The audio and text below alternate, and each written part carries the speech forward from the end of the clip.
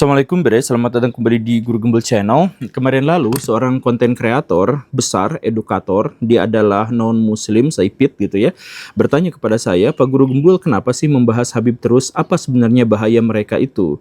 Kenapa harus dibahas terus-terusan padahal kasusnya cuman nyerobot makam doang gitu. Ya sebenarnya tidak hanya nyerobot makam Baraya, dan tentu saja motivasi saya membahas Habib bukan hanya urusan-urusan finansial atau material, tapi lebih daripada itu. Bahkan kalau misalkan Baraya sadari, saya adalah salah satu pengkritik Habib-Habib itu sejak awal mereka muncul, dan ketika mereka sedang berjaya-jayanya, dan ketika kita mengkritik Pak Habib di masa jayanya, itu Baraya bukan dapat finansial, bukan dapat apa, tapi ancaman teror, ancaman kematian, bahkan subscribernya dipastikan fix itu turun pada waktu itu. Ya karena ngebahas mereka itu adalah ngebahas tentang orang-orang yang mendoktrin dan didoktrin gitu. Nah jadi bahayanya bukan hanya sebatas makam, tapi lebih daripada itu. Sampai-sampai video ini sebenarnya adalah satu di antara 3 video berikutnya yang akan tampil. Jadi kita akan membahas tentang bahaya Habib-Habib itu terhadap Indonesia, bahaya Habib terhadap Islam, dan bahaya Habib terhadap karakteristik pribadi orang yang mengikut pada alirannya. Nah, kita bahas tentang sekarang ini, bahas tentang masalah yang mereka timbulkan terhadap ajaran agama Islam. Jadi begini Baraya, kalau Baraya melihat aliran-aliran paling sesat di Indonesia, katakanlah yang jaringan Islam liberal, katakanlah Al-Zaitun, atau Ahmadiyah, atau Syiah, atau segala rupanya, aliran-aliran sesat itu tidak ada satupun di antara mereka yang berani mengganti nama Tuhan, yang berani untuk menjadikan leluhur mereka itu sebagai Tuhan. Itu gak ada satupun di antara mereka, kecuali Habib-Habib itu, Habib Ba'alawi itu. Jadi Habib Ba'alawi itu dengan pongahnya dan dengan santainya bercerita bahwa foto-foto leluhur mereka, kuburan-kuburan leluhur mereka itu bisa dijadikan alat untuk menyelesaikan hajat-hajat dan kebutuhan kita. Kalau ada permasalahan di segala apapun, Al-Habib Abdullah bin Al-Haddad bilang, maka hendaknya kalian berziarah ke kuburan. Dan kuburan kami itu semua bisa menyelesaikan segala permasalahan. Jadi kita butuh apa, minta pada makam, kita butuh apa, minta pada foto, maka mereka dengan istilah insya Allah itu pasti akan dikabulkan. Cuman kelompok mereka saja yang berani mengatakan ini. Karena apa? Ya karena kalau misalkan dalam perspektif Islam meminta pada selain Allah, apalagi kepada kuburan dan foto, itu sudah fix murtad. Kalau ada punya masalah galau gitu, masuk ke kamar, di kamarnya itu ada fotonya Habib Umar bin Hafid, berbentuk foto loh.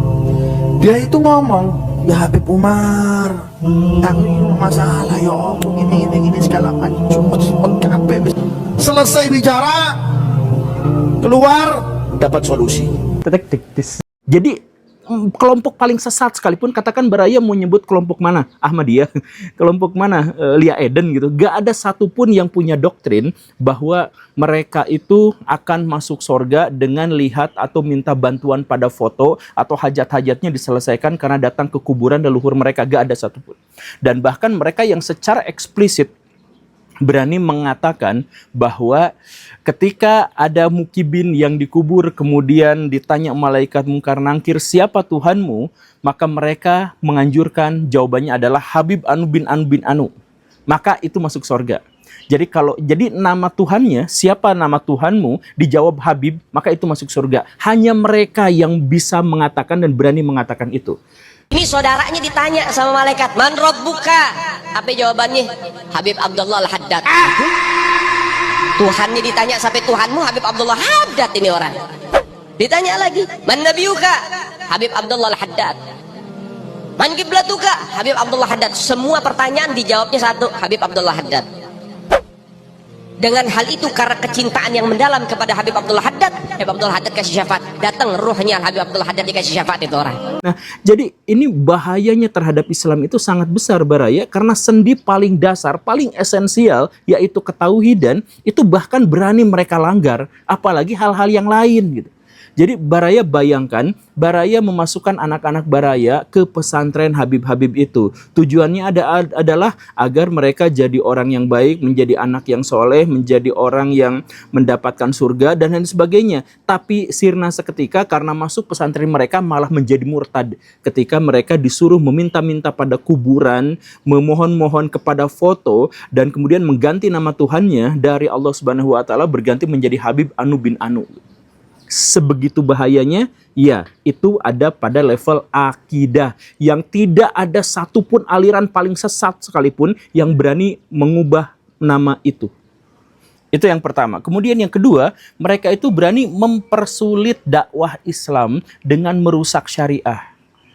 Nah, saya pernah mengemukakan di beberapa episode lampau dan saya ingin tekankan lagi di sini. Saya tanya kepada Baraya, sebelum Pak Habib Rizik muncul di Indonesia, ulama manakah yang mempopulerkan kata-kata toksik, ancaman, intimidasi, dan kekerasan fisik terhadap orang lain?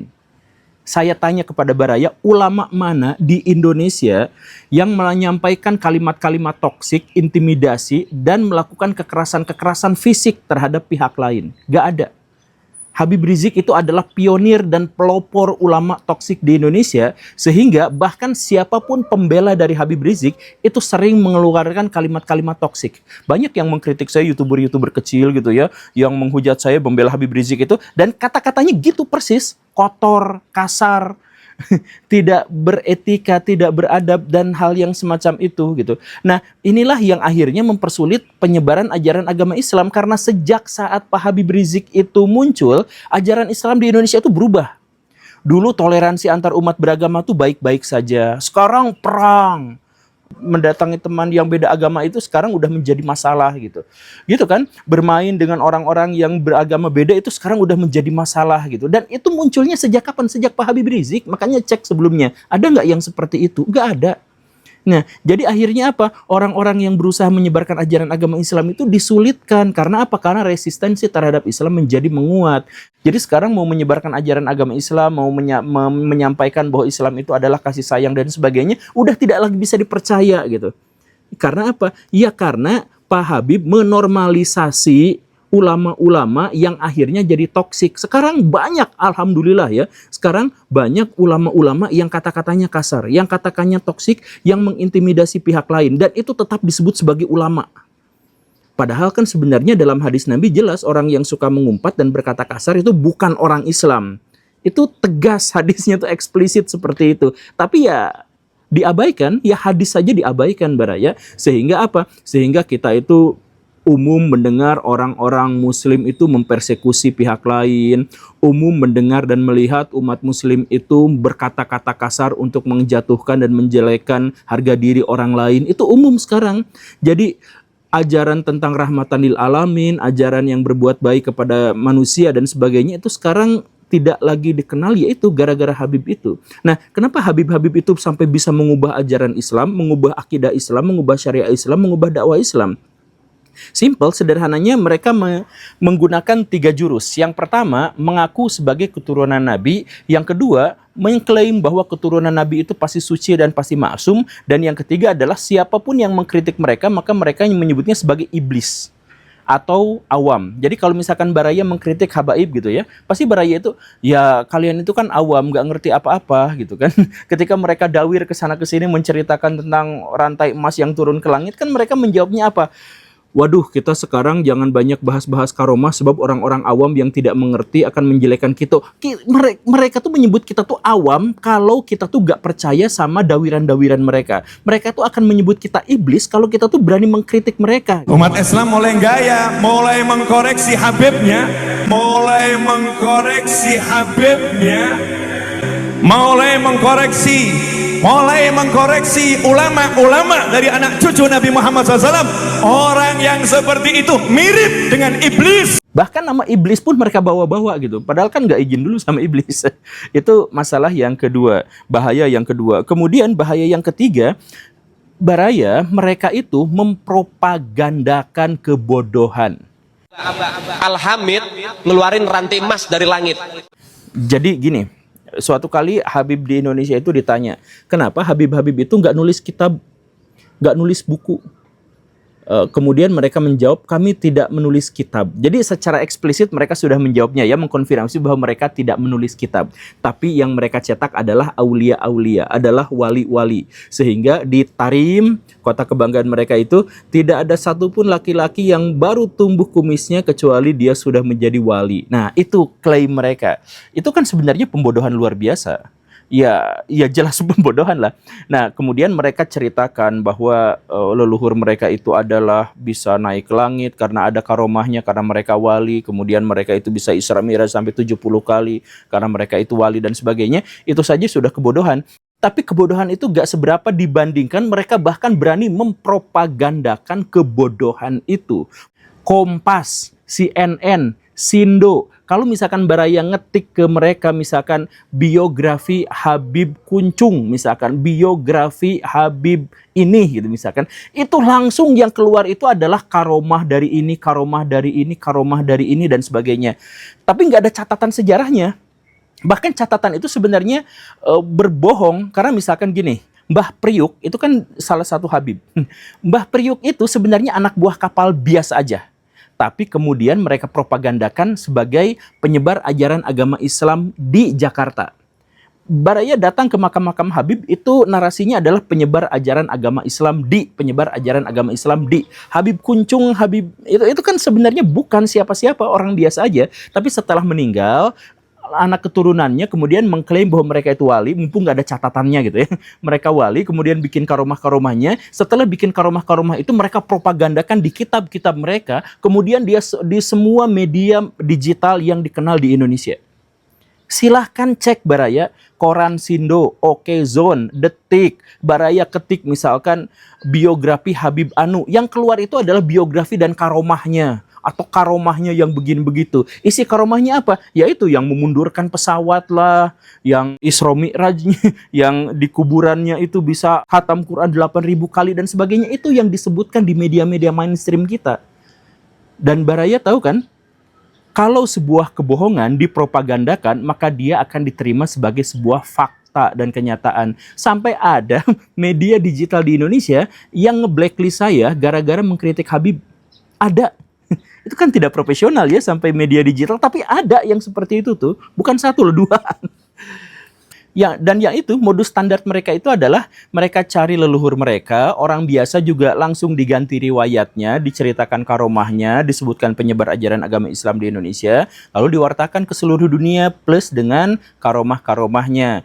Kemudian kalau misalkan disangkal, maka siapapun yang menyangkal Habib-Habib itu maka disebut sebagai iblis, minimal orang awam. Begitu. Dan ketika kita berkunjung kepada mereka, maka mereka itu adalah pemilik kunci surga. Nah, ini masalah keempat mereka.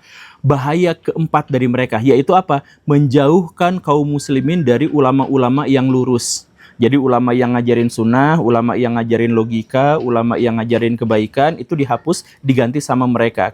Mereka tuh sampai marah-marah kalau misalkan ada orang yang berziarah ke ulama ini lebih besar daripada yang ke leluhur mereka itu bisa marah-marah luar biasa. Ada orang Malang tanggal 6, tanggal 7 kok masih buka majelis, itu namanya picak gitu. Dari Bandung, dari Jakarta, Kalimantan semuanya datang. Itu panitia sedia nasi kotak 200.000 masih nggak cukup. Itu majelis ente arahkan ke ente, apa ente arahkan ke aulia, ke Allah, ke Rasulullah. Kalau orang ada adab sama wali, nggak berani dia bikin majelis. Ada acara roha, maulid, libur majelis. Nggak ada waktu aja. Hadir bawa semua ke Habib Abu Bakar. Ada hallnya imamen libur. Kalau ada majelis malam minggu kok masih buka, nggak tahu picek itu mungkin yang khodibul majelisnya itu. Nah, karena apa? Karena mereka fokusnya itu adalah menjauhkan orang-orang dari ulama yang beneran dan kemudian dibawa kepada ulama-ulama mereka. Seperti itu. Makanya mereka sampai mengatakan ini kan sebenarnya adalah provokasi yang frontal. Mereka katakan bahwa Habib terbodoh lebih baik daripada 70 kiai yang paling cerdas, yang paling hebat. Begitu kan? Kemudian mereka sampai mengatakan bahwa duduk di depan habaib itu pahalanya jauh lebih utama, lebih besar daripada sholat. Gitu, mereka tuh berani menyebutkan yang seperti itu. Kemudian apalagi mereka misalkan mengatakan bahwa ada orang yang ahli maksiat, ada yang jahat, yang tidak pernah ibadah, yang nggak benar pergaulannya dan lain sebagainya, tapi dekat dan berani mentraktir Habib, maka dia akan masuk ke dalam sorga dengan jalur yang paling instan. Ini adalah fardu, ingat, fardu, bukan sunnah. Cinta kepada Habib, cinta kepada Habib, cinta kepada kalian ini adalah fardu, ingat, fardu, bukan sunnah. Seorang Habib yang gila itu lebih utama daripada ulama amilin. Baraya, video-video yang seperti itu sudah banyak ya banyak lah sekarang konten-konten kreator yang menjelaskan itu. Itu semuanya sudah fix seperti itu. Jadi ulama yang benar mereka jadikan musuh, kemudian jauhkan mereka agar dekat sama kelompok Habib mereka, agar nyumbang kalau misalkan mereka ngadain haul, ada nyumbang kalau misalkan mereka ziarah dan sebagainya ke kelompok mereka saja. Fix, iya selesai seperti itu gitu. Dan ketika ada ulama-ulama yang lurus, yang pengaruhnya besar di Indonesia, ya paling mereka dekatin. Dan kemudian mereka cuci otaknya. Ini saya mohon maaf ya, saya tuh sebenarnya suka sama Ustadz Abdul Somad tuh, karena ngomongnya tuh enak gitu ya. Tapi bahkan Ustadz Abdul Somad pun, ketika beliau itu mengkritik hadis itu luar biasa ketatnya, ketika menafsirkan Quran itu luar biasa bagusnya, tapi ketika mendengarkan cerita Habib, dia langsung percaya tanpa mengkritik, tanpa memverifikasi.